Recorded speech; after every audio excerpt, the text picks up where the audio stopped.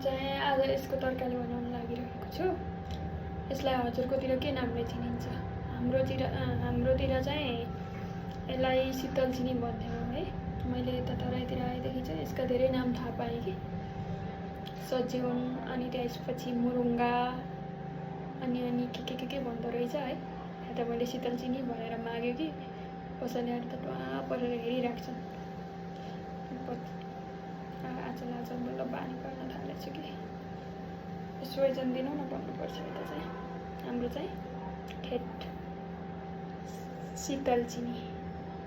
गर्मीमा यसको तरकारी खायो भने शीतल हुन्छ अरे कि। हजुरहरूले खानु भएको छ कि नै ट्राई गर्नु ल।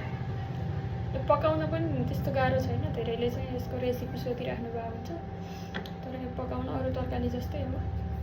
कसैलाई चाहिँ हल्का हल्का तितो मन पर्दैन होइन, त्यो भएर बफाएर बोइल गरेर पनि पकाउनुहुन्छ। तर मलाई यसको ओरिजिनल स्वाद मनपर्छ।